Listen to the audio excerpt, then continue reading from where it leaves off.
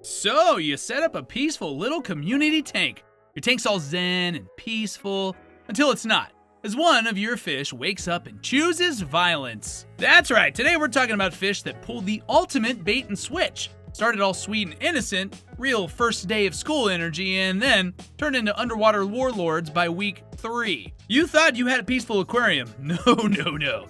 You accidentally cast the next season of Survivor Aquatic Betrayal. Let's get into 10 so-called community fish that had us all fooled and have your tank mates in therapy. Remember the time you brought home Columbian Tetras thinking you were adding some sparkle to your tank, and for a while, yeah, they slay. They're vibrant, they're fast, and they school together like a synchronized swim team with glitter, but then, oh, it's GG's, bro. The sparkle fades and the chaos begins. They start coming for your slower tank mates like it's a battle royale straight out of Fortnite, and only one fish is the alpha fishy who thinks he's Sigma and gets immunity. But in 1 second, they're vibing with the group. And the next, they're giving "what are you looking at" energy to your peaceful guppies. They're known to get a little too assertive or self-centered, if you know what I mean, as they age, and this will happen fairly often, especially if you don't keep them in large enough groups. And when the group's too small, oh, they turn into a gang real quick, out here running your tank like it's a GTA server. Smaller fish, slow fish, and fish that just mind their business are not safe. And if the tank's too small, they get bored. And bored fish are like quiet friend/kid fish. They need a big space to zoom around in and plenty of similarly sized fish to spread out the aggro. If not, well, congratulations. You've just invited aquatic fish hoodlums into your living room. This is Tier 1 chaos, and it's coming for your unsuspecting community fish.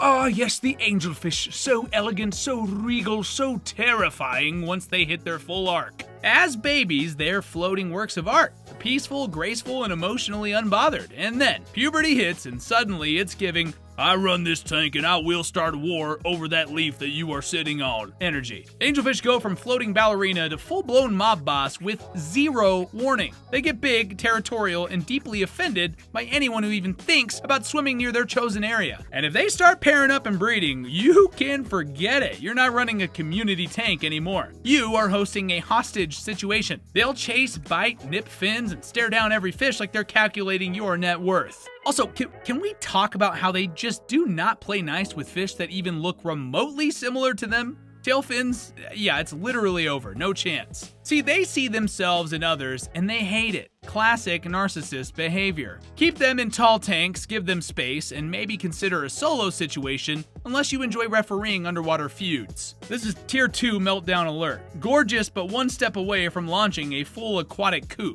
Alright, Redtail Sharks are the definition of deceptive calm. You get them as a juvenile and they act all shy and reserved. Just a quiet whittle-bottomed whelwa chewing in his whittle cave. Nothing to see here. And then they hit a growth spurt, and it's like someone handed them a deed to your tank. Suddenly, they've claimed 40% of the substrate, sent cease and desist letters to your Corridorus, and they're enforcing tank zoning laws with their face. They will chase anything that comes close to their self-declared territory. Snails? No, not safe. Loaches? Hunt it. Other bottom dwellers? Better call their lawyers. The wild part is how targeted their aggression becomes. It's not random flailing, it's strategic eviction level behavior. And the worst part is that you can't keep more than one unless you enjoy fish gladiator matches. They need a large tank and fast upper level swimmers who won't get in their way. And no tank mates with similar body types. I mean, don't even try it. Redtail sharks are the landlord fish of the aquarium world. This is the tank of monopoly and the rent just went up. Gouramis? These guys pull the ultimate bait and switch. You see them in the store with their pastel colors and dreamy, floaty vibes, and you start thinking, man, this got some soft boy energy. This one's gonna journal and it's gonna listen to indie music. I can just see it now. False. These fish are schemers. Calm at first, but once they feel at home, oh, boom. Power-hungry chaos gremlins. The 3-spot and dwarf gouramis are especially notorious for this glow down. Give them a few weeks and suddenly they're chasing tank mates, throwing fins, and establishing dominance over areas that they weren't even remotely interested in yesterday. And the worst part is they save most of the aggression for other gourami and labyrinth fish. It's like an MLM scam where only one gourami gets to be the boss and the rest get excommunicadoed. Also, they do not vibe well with slow fish at all. If your fish is chill, has long fins, or looks vaguely confused by the drama, well, your gourami will declare psychological warfare. You can try keeping one per tank and giving them space, but let's be real.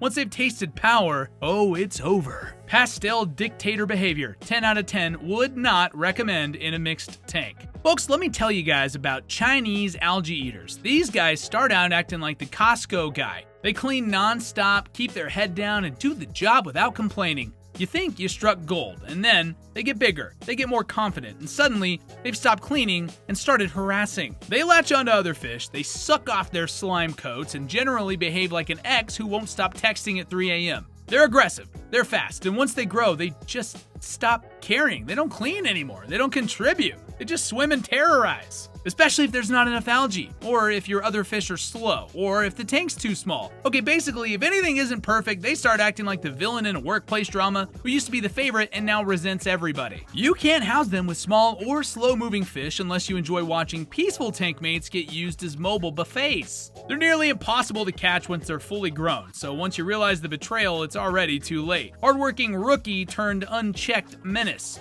Fire them before they get promoted to tank tyrant.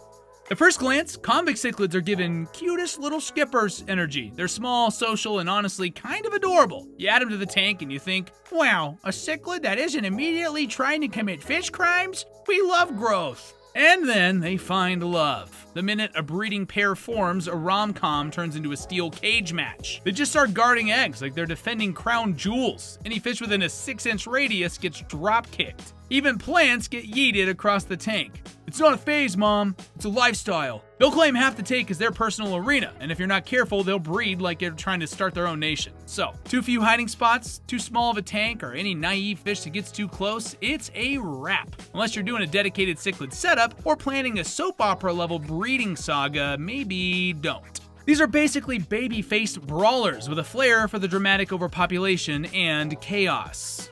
African leaf fish are honestly criminally underrated. I know, as babies they're cute, they're chill, and they do a spot-on impersonation of a floating leaf. Like a background character, they're peaceful, they're subtle, oh my gosh, but once they grow up, they fully unlock stealth predator mode. These fish don't just snack on small tank mates, they erase them from existence with the precision of a silent hitman. They've been known to inhale fish almost their own size without so much as blinking. Their jaw literally unfolds like some kind of sci-fi alien villain reveal.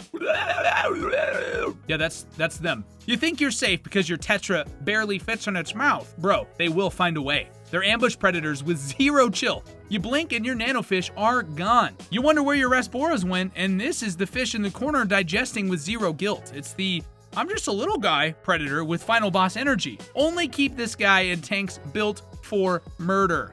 Brichardi Cichlids are deceptive little devils. Long flowing fins, soft coloration, peaceful swimming. It's bearing the Pinterest aesthetic, but this fish is out here forming mafia families, dude. Once they start breeding, it's not just a pair anymore, it's a network. The parents, the older siblings, the babies, they all gang up and enforce tank law like they're running a small dictatorship. Fidel Castro, baby, all right? Yeah? You like that? They defend territory with the efficiency of a Minecraft security base. Tank mates aren't just unwelcome, they're targeted. It's the aquatic version of, this is a family restaurant and you're not family. And the worst part? They breed like it's a pyramid scheme. You're not just dealing with two fish, you're managing a constantly expanding empire. Unless you're down for a species-only tank and you have the patience of a monk, this is a hard pass. Thus, the passive-looking mobsters who turn your tank into a heavily guarded fortress with generational trauma.